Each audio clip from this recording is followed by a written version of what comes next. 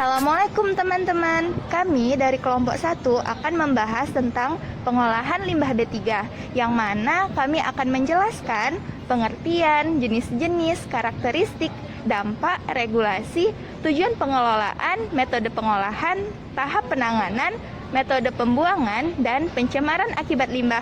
Yuk ikuti kami terus. Kamu tahu nggak sih pengertian dari limbah B3? Jadi, limbah B3 atau bahan beracun dan berbahaya merupakan suatu buangan atau limbah yang sifat dan konsentrasinya mengandung zat yang beracun dan berbahaya, sehingga secara langsung maupun tidak langsung dapat merusak lingkungan, mengganggu kesehatan, dan mengancam kelangsungan hidup manusia serta organisme lainnya. Lalu, jenis-jenis limbah B3 apa aja? Limbah B3 dibagi menjadi 3 jenis, yaitu limbah B3 dari sumber spesifik. Ya, itu adalah segala macam limbah berbahaya yang berasal dari kegiatan utama industri. Limbah B3 dari sumber spesifik ini dibagi menjadi 2 jenis lagi, yaitu limbah B3 dari sumber spesifik umum dan limbah B3 dari sumber spesifik khusus. Nah, contoh dari limbah B3 dari sumber spesifik umum ini adalah katalis bekas dan limbah karbon aktif dari pabrik pupuk. Lalu kemudian residu proses produksi dan abu insinerator dari pabrik pestisida, serta residu dari tangki dan slak dari proses produksi kilang minyak bumi. Sedangkan limbah B3 dari sumber spesifik khusus ini contohnya yaitu slak nikel, koper slak, slak timah putih, dan slak ipal. Jenis yang kedua yaitu limbah B3 dari sumber tidak spesifik. Nah, ini sama halnya dengan limbah B3 dari sumber spesifik tadi tuh, yaitu yang berasal dari aktivitas industri. Hanya saja, limbah jenis ini bukan berasal dari kegiatan utama industri tersebut, melainkan dari kegiatan sampingannya seperti kegiatan pemeliharaan alat, pencucian, pengemasan, pelarutan kerak, dan sejenisnya. Dan yang terakhir jenisnya adalah limbah B3 dari B3 yang sudah kadaluarsa, tumpah, dan bekas kemasan B3. Nah, ini nih, limbah yang sudah kadaluarsa ini pun tidak kalah berbahayanya. Beberapa contohnya yaitu seperti tembaga sianida, karbon disulfida, barium sianida, endrin, dan gas fluor.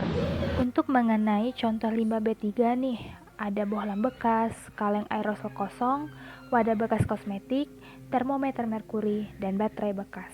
Karakteristik limbah B3 itu ada 8. Yang pertama beracun, kedua reaktif, ketiga infeksius, keempat mudah meledak, kelima padatan mudah terbakar, keenam cairan mudah terbakar, ketujuh berbahaya bagi lingkungan, dan yang terakhir korosif. Kemudian, dampak dari limbah B3 itu apa sih? Dampak limbah B3 itu terdiri dari 2, dampak bagi kesehatan dan dampak bagi lingkungan. Yang pertama itu ada dampak bagi kesehatan yang terdiri dari dampak akut dan dampak kronis. Dampak akut menimbulkan kerusakan susunan saraf, sistem pencernaan, kardiovaskuler, dan pernafasan, serta penyakit kulit bahkan kematian. Sedangkan dampak kronis menimbulkan efek pemicu kanker, mutasi sel, cacat bawaan, serta kerusakan sistem reproduksi. Dampak yang kedua itu ada dampak lingkungan yang akan mencemari udara, air, dan tanah. Berikut ini bisa kita lihat regulasi mengenai limbah B3. Yang pertama ada Peraturan Pemerintah Republik Indonesia Nomor 18 Tahun 1999 tentang pengelolaan limbah bahan berbahaya dan beracun. 2. Peraturan Pemerintah Nomor 12 Tahun 1995 tentang pengelolaan limbah berbahaya dan beracun. Yang ketiga, Permen LH Nomor 18 Tahun 2009 tentang pengelolaan limbah B3. Yang keempat, Keputusan Kepala Bapedal Nomor 3 /Bapedal/09/1995 tentang persyaratan teknis pengolahan limbah B3. Yang kelima, ada Permen LH Nomor 33 Tahun 2009 tentang tata cara pemulihan lahan terkontaminasi limbah B3. Nomor 6, PP Nomor 74 Tahun 2001 tentang pengelolaan bahan limbah dan beracun. Yang ketujuh, PP Nomor 101 Tahun 2014 pengelolaan limbah B3. Nomor 8 PP Nomor 18 Tahun 1999 tentang pengelolaan limbah B3.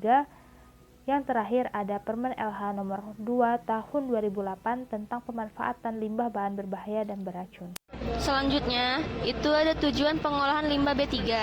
Tujuan pengolahan limbah B3 yaitu untuk mencegah dan menanggulangi pencemaran atau kerusakan lingkungan hidup yang diakibatkan oleh limbah B3 serta melakukan pemulihan kualitas lingkungan yang sudah tercemar sehingga sesuai dengan fungsinya kembali. Selanjutnya, metode pengolahan limbah B3. Metode pengolahan limbah B3 terbagi menjadi secara kimia, secara fisika, dan secara biologi. Untuk metode pengolahan secara kimia itu, di mana pengolahan air buangan secara kimia biasanya dilakukan untuk menghilangkan partikel-partikel yang tidak mudah mengendap atau koloid, logam-logam berat, senyawa fosfor, dan zat organik beracun dengan membubuhkan bahan kimia tertentu yang diperlukan tergantung jenis dan kadar limbahnya. Yang kedua, yaitu metode pengolahan secara fisika.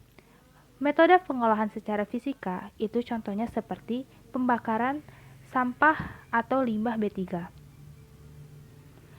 Selanjutnya, yang ketiga, metode pengolahan secara biologi. Pengolahan secara biologi di mana proses pengolahan limbah B3 secara biologi yang berkembang dewasa saat ini yang dikenal dengan istilah bioremediasi dan fitoremediasi. Bioremediasi adalah penggunaan bakteri dan mikroorganisme lain untuk mendegradasi atau menguraikan limbah B3. Sedangkan fitoremediasi adalah penggunaan tumbuhan untuk mengabsorpsi dan mengakumulasi bahan-bahan beracun dari tanah. Metode pembuangan limbah B3 bisa dilakukan dengan landfill untuk limbah B3 atau secure landfills, kemudian kolam penyimpanan atau surface impoundment, dan sumur dalam atau sumur injeksi atau deep well injection. Tahap penanganan limbah B3 dimulai dari penghasil limbah B3. Kemudian penyimpanan dan pengemasan limbah B3. Selanjutnya pengangkutan limbah B3, lalu yang terakhir pengumpulan dan pertreatment limbah B3. Berikut adalah gambar-gambar dari pencemaran akibat limbah B3. Sekian dari kelompok kami, semoga bermanfaat. Wassalamualaikum warahmatullahi wabarakatuh. Jumpa lagi.